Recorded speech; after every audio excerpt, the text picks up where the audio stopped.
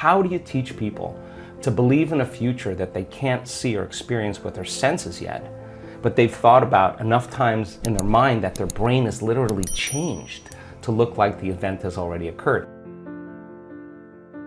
I'm your host, Dr. Joe Dispenza.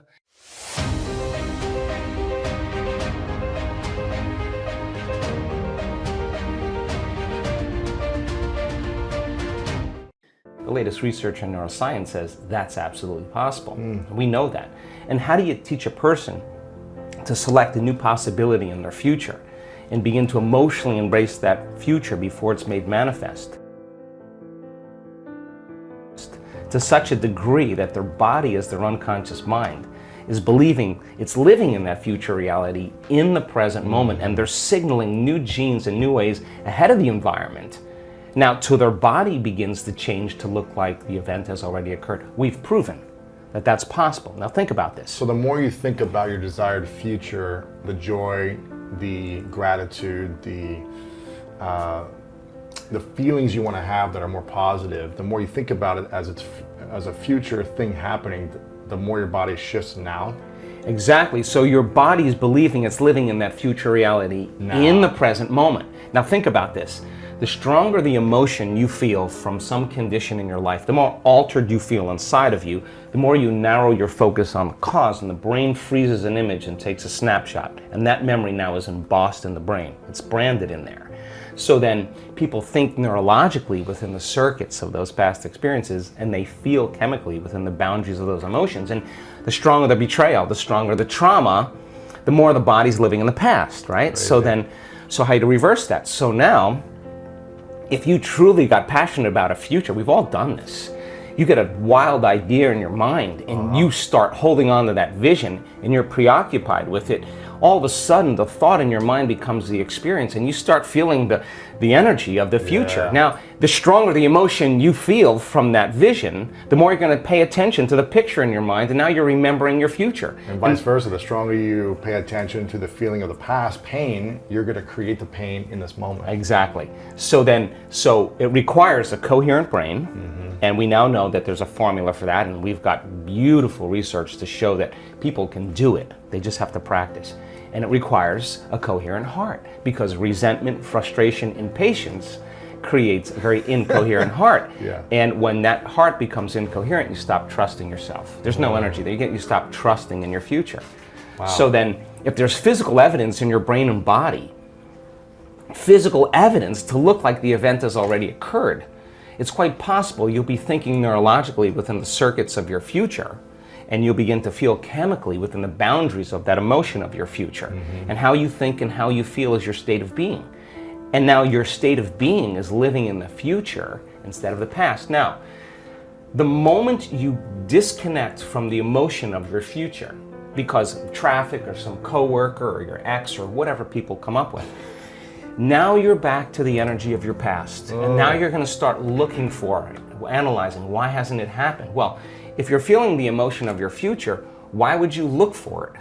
Because you would feel like it already happened, and that is the place where the magic happens. So then you can't just do this, get up, and then return back to your old state of being. You got to maintain that modified state of mind and body. How do you maintain it when life happens? Well, let me finish. If I punch you in the face right now, how do you maintain? Well, of course.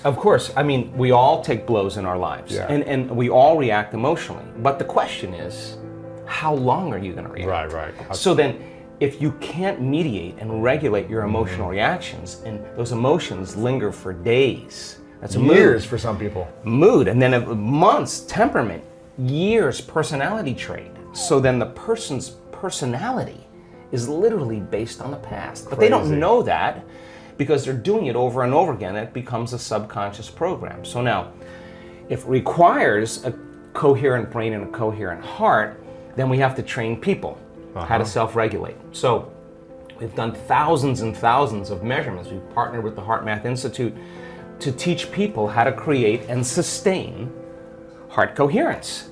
How do we do it? Well, besides going to your workshop, what's the simplified version? I'm sure it takes more time than... Well, it really doesn't. It really doesn't. It just requires getting still, closing your eyes, putting your attention on your heart, changing your breath, so that you move into the present moment. And when you slow your breathing down, you slow your brainwaves down. When you slow your brainwaves down, now you're accessing your autonomic nervous system. So then you train a person how to open their heart and feel an elevated emotion, and it takes a little practice. And just like a flower that takes time to bloom, it takes a little bit of time. But if you work in trading the resentment, the frustration, or the impatience for gratitude, appreciation, and thankfulness, and you keep at it, there'll come a moment where that system switches on, and now you're feeling grateful for no reason at all. Now, that's not a bad thing, because gratitude, the emotional signature of gratitude, means something's happening to you, something has happened to you, you're receiving something, or you just received something. So your body then, when you're feeling gratitude, is in the perfect state of receiving. So then that means then you'll accept, believe, and surrender to the thoughts equal to the emotional state of gratitude. If you're living in resentment, you're living in fear, you're living in impatience, you could say, I'm healthy, I'm healthy, I'm healthy, I'm wealthy, I'm wealthy, and with all you want, and that thought's going to stop right at the brainstem and never make its way to the body, because the body is not feeling it, or because why? Because you're feeling resentment, and that thought that thought is not consistent with the emotion of resentment. Resentment has a different set of thoughts, right? In other words, once you start opening your heart, it begins to move into coherence. It begins to produce a measurable magnetic field up to 3 meters wide. Now that's frequency, that's energy. And all that energy, that frequency, carries information, carries an intent. So then when you're feeling gratitude and your heart is open, you're broadcasting energy into the field. Now, frequency. Frequency. You lay the intent of the thought of your health or your wealth. That frequency can carry the thought of your wealth. It can carry the thought of your health. If you're suffering, suffering does not carry, that energy does not carry the thought of your wealth. It carries a different set of thoughts.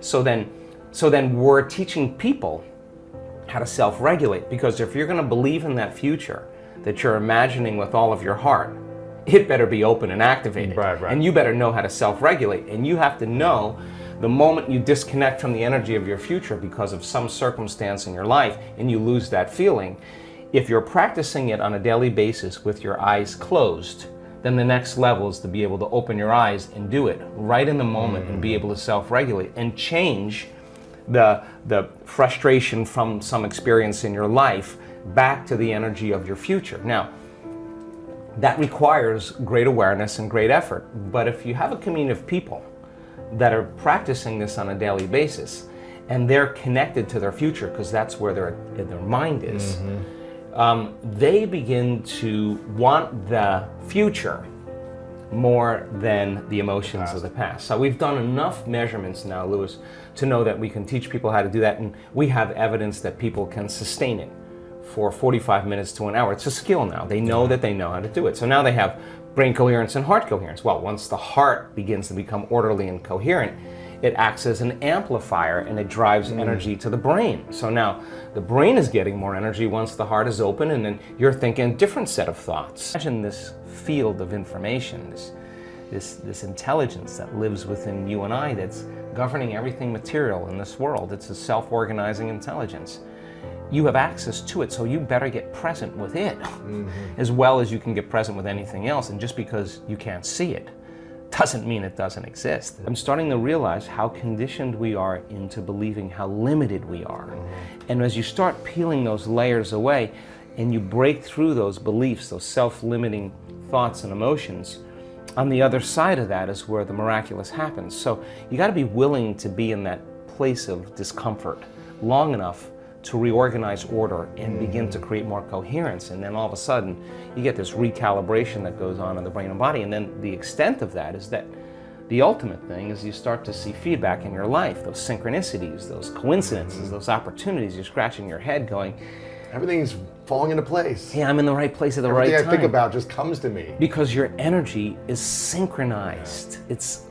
Look, I mean, When you have coherence in the brain and heart, you have a laser of energy, and it could read information much better.